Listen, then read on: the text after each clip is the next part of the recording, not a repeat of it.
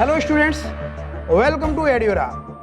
मैं हूं मुकुंद माधव शर्मा, आपका लोक प्रशासन का फैकल्टी। ब्रिटिश व्यवस्था के समय जिला प्रशासन के कुछ प्रयास किए गए थे। आखिरकार क्या प्रयास किए गए हैं, इनकी बात कर लेते हैं। 1769 में राजस्व प्रशासन में राजस्व पर्यवेक्षकों को नियुक्तियां की गई। राजस्व पर्यवेक्षक जो थे उनकी नियुक्तियां संपादित की गई। मई 1772 को ईस्ट इंडिया कंपनी के दीवान पद के अधिकारियों को कलेक्टर नाम दिया गया। यह अधिकारी राजस्व कार्यों का सफलता से निर्वाह कर सकें, इस संदर्भ में बाद में मजिस्ट्रेट शक्तियां दी गईं। जिला प्रशासन में जहां कॉर्नवालिस ने इस अधिकारी की मजिस्ट्रेटी शक्तियों पर अंकुश लगाया और राजस्व मंडल की 1793 में कॉर्नवालिस कोड के द्वारा न्यायिक शक्तियों को अलग किया गया, वहीं दूसरी तरफ हम यह भी देखते हैं कि मुनरो के द्वारा समय समय पर कुछ शक्तियां भी बढ़ाई गईं। हम भारतीय व्यवस्था में 1834 में पुलिस मजिस्ट्रेटों की नियुक्तियां देख सकते हैं। स्वतंत्रता के बाद भी मजिस्ट्रेट शक्तियां बनाए रखी गई हैं। इस संदर्भ में वर्तमान में ऐसी प्रासंगिकता दिखाई देती है। हालांकि न्यायपालिका का कार्यपालिका से अलगाव किया गया है।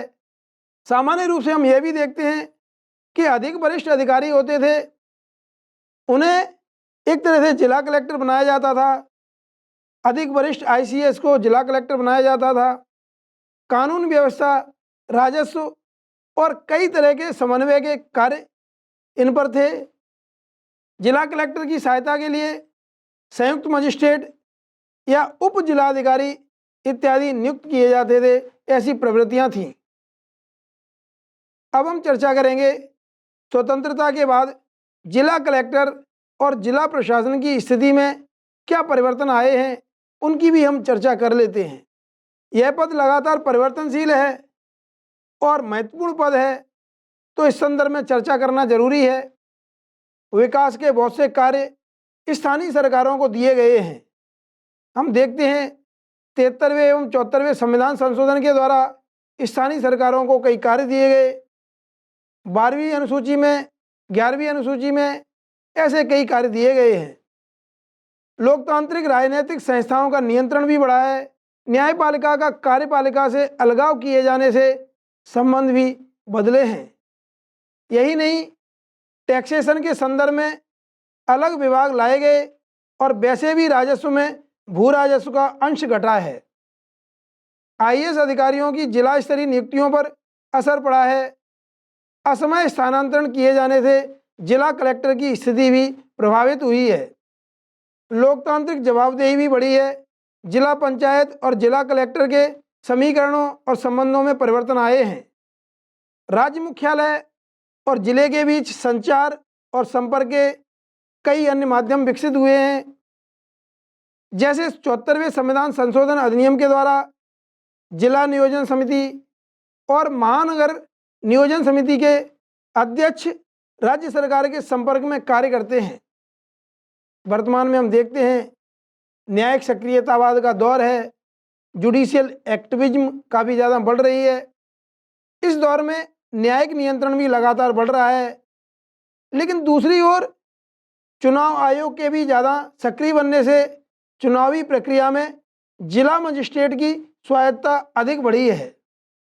जैसे जैसे कई सामाजिक कानून लाए गए हैं, वैसे वैसे ही इनको लागू करने में जिला मजिस्ट्रेट की भूमिका काफ़ी ज़्यादा सक्रिय बनी है, काफ़ी ज़्यादा बढ़ी है। यही नहीं, हम देखते हैं कि जिला प्रशासन स्थानीय सरकारों और गैर सरकारी संगठनों इत्यादि में समन्वय के संदर्भ में जिला कलेक्टर की भूमिका अब पहले से बढ़ी है। अर्थात स्वतंत्रता के बाद ऐसे कई परिवर्तन देखे जा रहे हैं जिला कलेक्टर के पद में।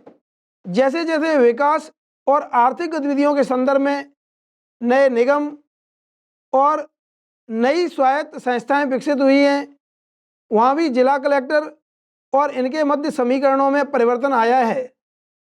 उदारीकरण, निजीकरण और वैश्वीकरण के बाद एक और विशेषज्ञों की भागीदारी बढ़ी है। बाजारिक भागीदारी आई है। राज्य की इससे नियंत्रणकारी भूमिका घटी है और संरक्षणकारी भूमिका आई है। विकास और कल्याणकारी कार्यक्रमों में भी एक तरह से हम स्वैच्छिकतावाद देख रहे हैं। हम देख रहे हैं कि स्वैच्छिक रूप से धन जुटाया जाता है, विकास और कल्याण के कार्यक्रम किए जाते हैं, संपादित किए जाते हैं। वर्तमान में हम देखते हैं गैर सरकारी संगठन स्थानीय स्तर पर ही सक्षमता निर्माण के प्रयास कर रहे हैं, लोकल लेवल पर ही वह फंड जुटाते हैं और लोकल कैपेसिटी बिल्डिंग का प्रयास करते हैं। इन सब के परिणाम स्वरूप जिला प्रशासन और जिला कलेक्टर की स्थिति में लगातार परिवर्तन आ रहे हैं।